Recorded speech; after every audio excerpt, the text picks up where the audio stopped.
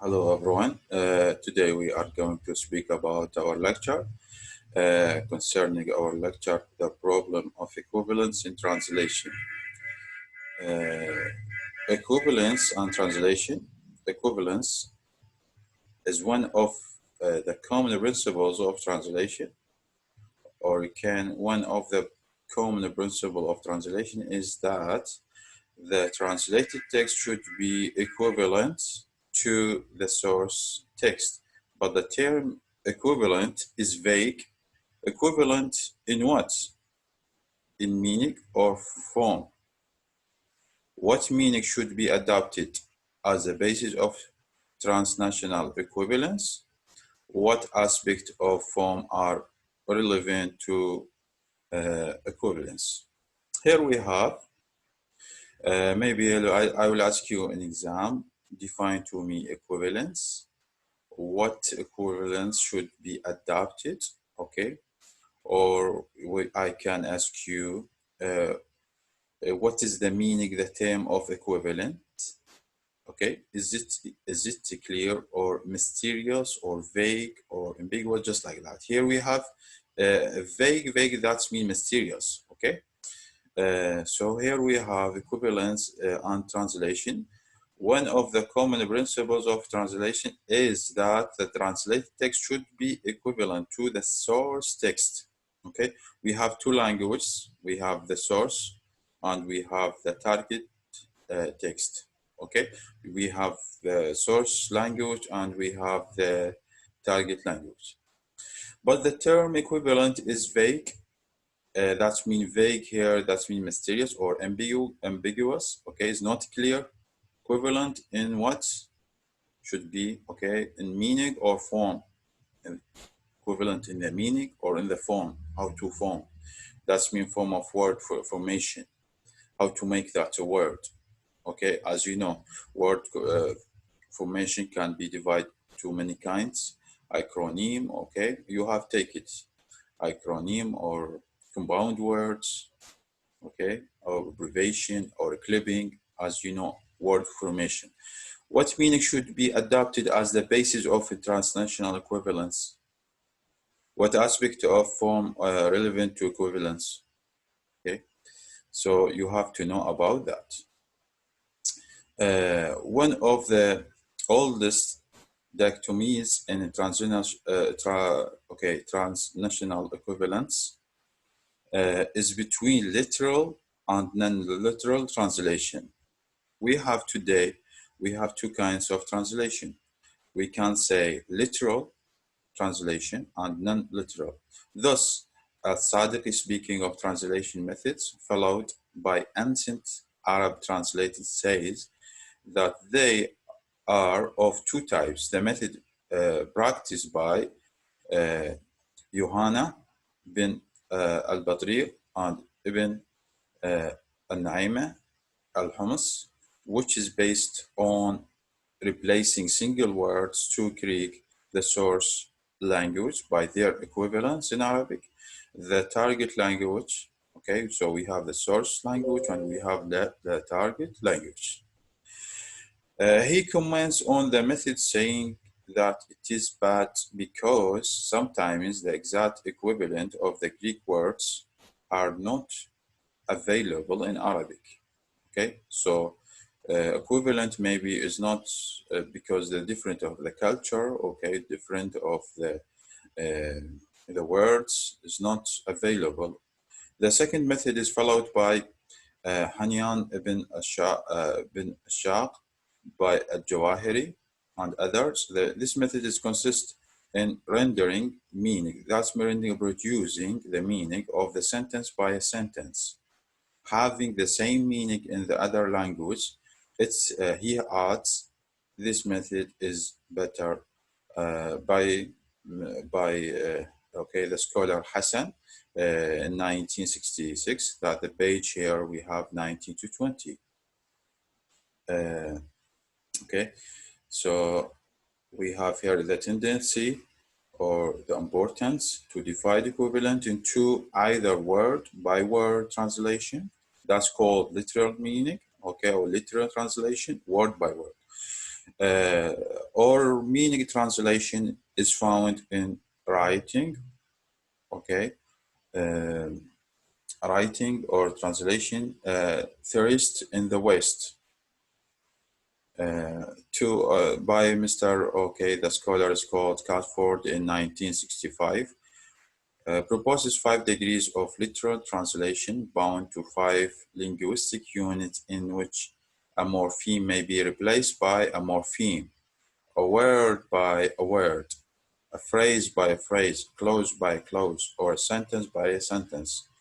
Okay, as you know, here we have a morpheme may be replaced by a morpheme.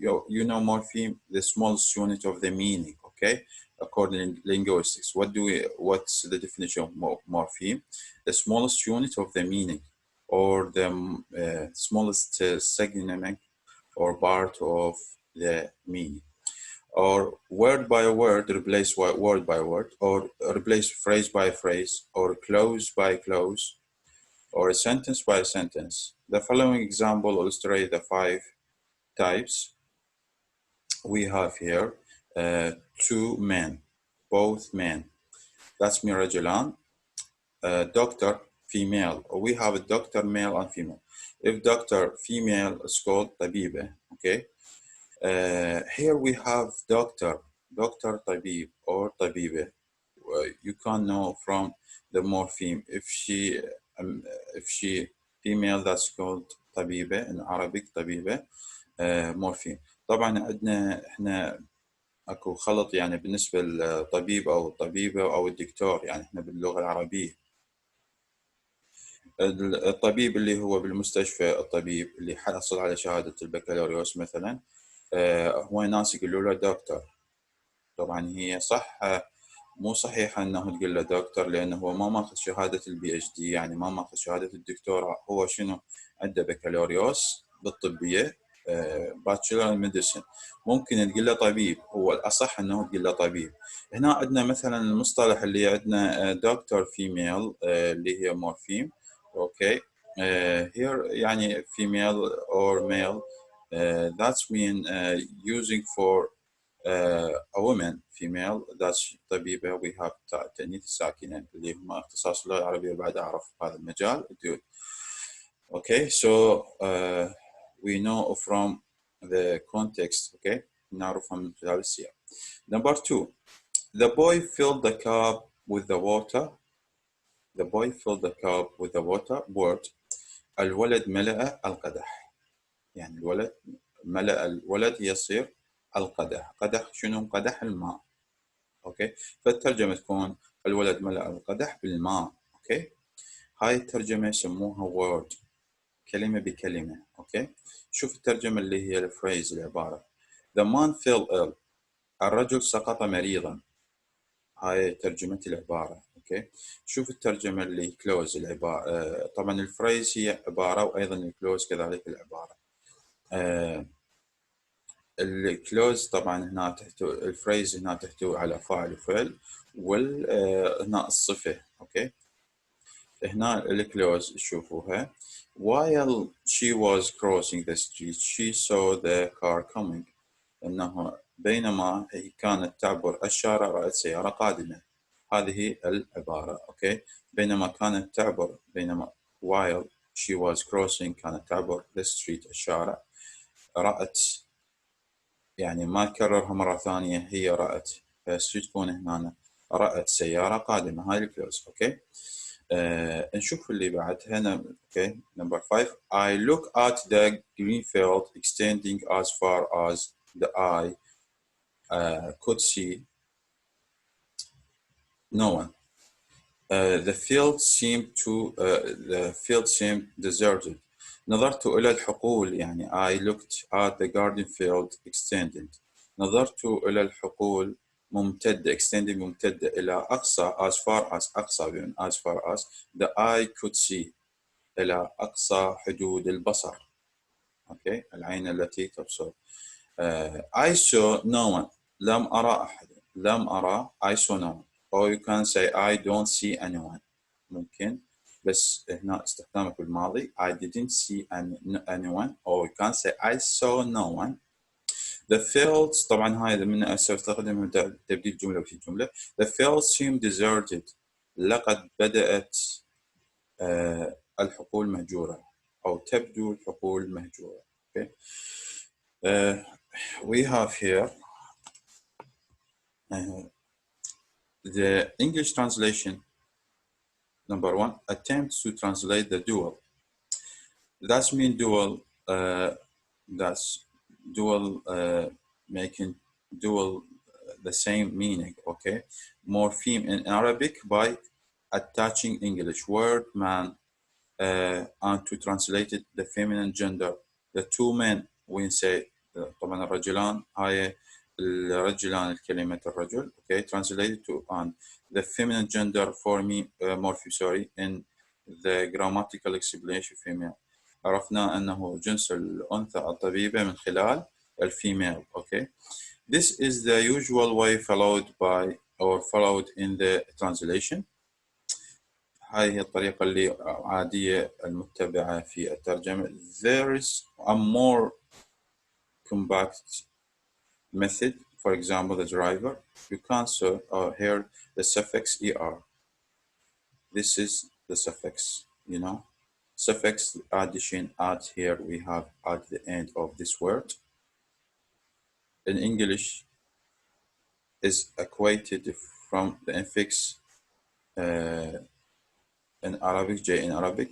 However, this method is not always possible since languages differ from the regard their morphology and the word formation.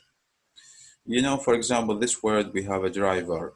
If we can make, you know, divide this word, drive is a verb. When you add er, that's here we have a suffix. Suffix, you add something at the end of the word. Let's move to here. Number two, the English sentence is translated word from a word into Arabic. There are 2 points to be noted. First, with the water is rendered as bima. Okay, an idiomatic translation would require bima.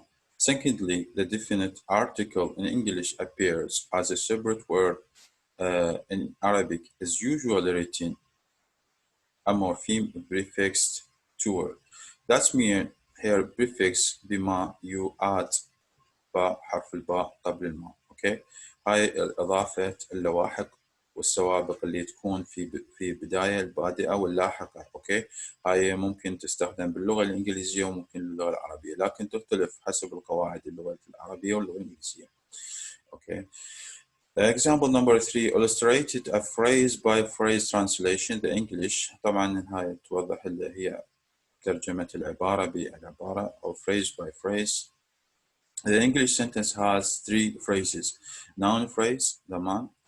اللغة الإنجليزية لديها 3 عبارات أو الphrases اللي هي تستخدم الphrase العبارة الاسمية. The phrase now the man. Verb phrase fell on the adjective phrase L. طبعا عندنا هنا مثلا العبارة الفعلية والعبارة الاسمية. العبارة الفعلية هنا عندنا الفعل fell بمعنى يسقط. هنا العبارة الاسمية بمعنى الرجل. وهنا عندنا العبارة اللي تحتوي بها صفة اللي هي L. Okay. More idiomatic attention I'll give an acoustic coloring to the new expression. يعني أنه أكثر انتباه تكون للمصطلحات اللي تنطي تلوين بالألوان اللي هي تكون نوعا ما غريبة. Okay. To the new expression للتعبير الجديد. He is over the palm tree. He is very successful. طبعا هذا مصطلح هو فوق شجرة النخيل أو هو فوق النخيل أو فوق النخل مثل ما يقول. Okay. He is very successful يعني هو ناجح جدا. طبعا المصطلحات هاي في اللغة العربية هذا المصطلح إنه من يقول شخص فوق النخل مثلا هو الشخص ناجح جدا. Okay. يعني من يقول هذا بأنه هذا الشخص هذا ناجح فوق. Okay. لازم تعرف هذا الإيديوم المصطلح. Let's see The literal translation is bad only when it is used where normal translation should be have used. The ultimate purpose of translation determines whether a literal or non-literal method is to be used. The type of context also influenced to a certain extent the type of translation method which will be adopted. On the whole, philosophical, religious, and legal texts and themes more to faithful translation than, for example, literary text. Poetry favors literal translation least. This here concerning the literal translation is bad. Yeah, that's mean bad is not good. Okay, only when it is used, the normal translation should be have been used. Okay, it's not clear when you say it's bad here. The purpose of translation determine whether literal or literal method or to be used. Okay, from the translation you can know this translation is literal or non-literal, just like the translation in Google. Now the Google Translator. اوكي عندنا برنامج جوجل الترجمة تكون حرفية في أغلب الأحيان فتعرف من خلال السياق. The type of text also influences to a certain extent the type of translation method which will be adopted.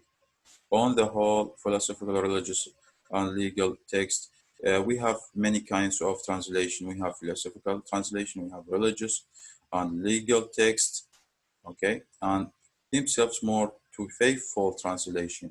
The translation should be faithful. يعني المترجم يجب أن يكون يعني صادق أو أمين بالترجمة مالته، سواء كان دينية لازم يكون متخصص في الدين، فلسفية يكون متخصص بالفلسفة، قانونية لازم يكون عنده اطلاع بالقانون، أوكي، حتى ينقل التكست النص القانوني، أوكي. literal text طبعا الأمثلة اللي عندنا النص اللي هو الحرفي طبعا.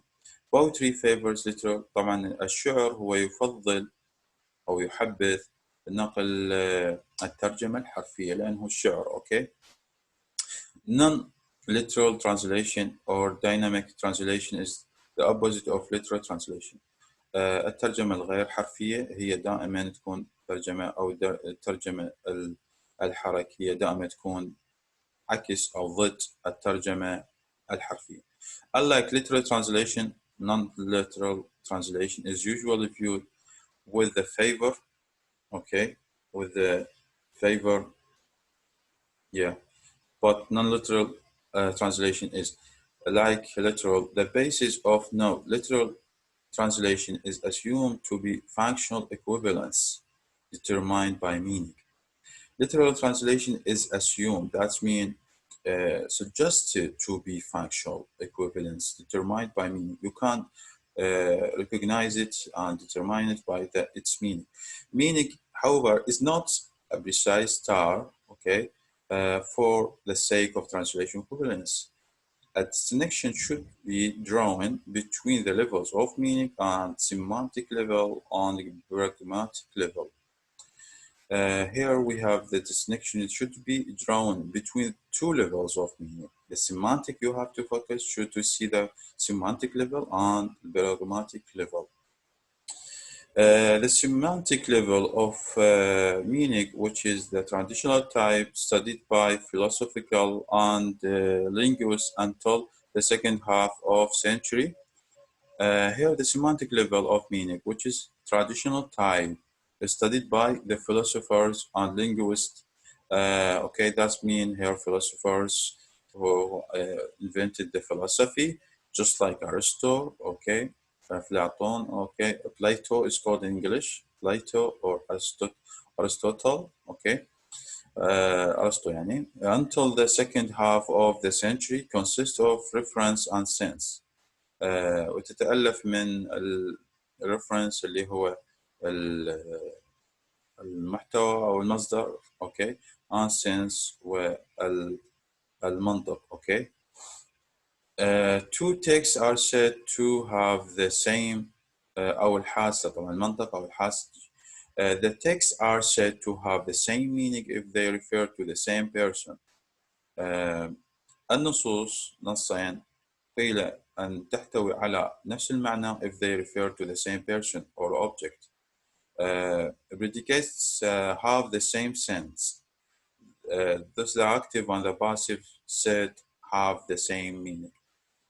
Okay. يعني عندما تقولها بالزمن المعلوم والمجهول تكون نفسيتها باللغة الإنجليزية والعربية يقابلها بالإنجليزي. For example, here we have the secretary type the letter. Here this is sentence active or passive? Is it active or passive? It is active. The secretary is the subject. Here we have a verb type and the letter is object. هاي الجملة هي شنو؟ مبني للمعلوم فتكون الترجمة طبعت السكرتيرة عفوا الرسالة طبعت السكرتيرة الرسالة. هنا الجملة هي مبني للمجهول. The letter was typed by the secretary. طبعت الرسالة بواسطة السكرتير أو السكرتيرة. أوكي. يعني بالترجمة بالإنجليزي إذا كانت الجملة مبني معلوم يعني تبنيها أو ترجمها مثل ما موجود بالإنجليزي تخليها مبني معلوم. وإذا كانت المبني للمجهول ترجمها للمبني المجهول. أوكي. Since 6 and 7 طبعا هاي 6 7 the same reference and the sense they describe the same event. The two examples may be translated into Arabic as which has the active voice is equivalent to both active and passive voice. يعني يجب أن تكون هي متساوية أو متعادلة ما بين المبني للمعلوم والمبني للمجهول. In English because they have the same reference and sense لأن لديهم نفس الحاسة أو المنطق والreference بمعنى المصدر أوكي أو الإشارة. Although intuitively is closer 8 is closer to 6 than to 7 since both of them have the same voice because they have the same voice, whatever active voice or passive voice. The level of meaning which consists of reference and sense usually termed prepositional meaning. It is based on a preposition expressed by the sentence. 5, 7, and 8 are said to have the same preposition. They have the same truth value. For example, it's true that 7 and 8 are also true. 6 is false, okay?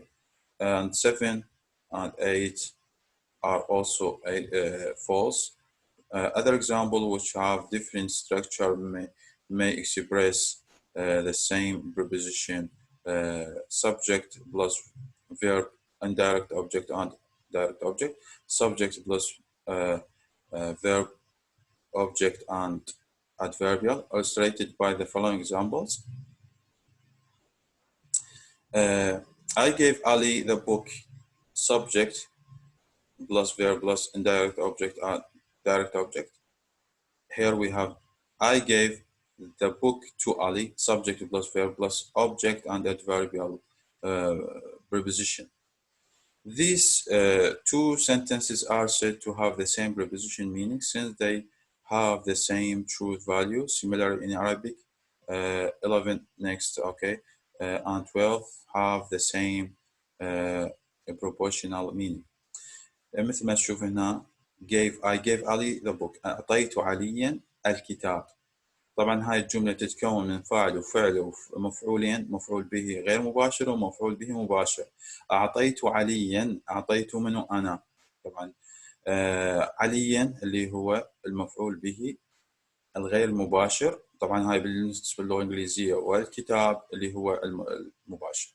أعطيت I gave أعطيت the book to علي، أعطيت الكتاب إلى علي. هذه الجملة تكون جملة محتوية على فاعل وفعل ومفعول به و preposition adverbial preposition يعني أنه محتوي على حرف الجر أوكي إلى علي.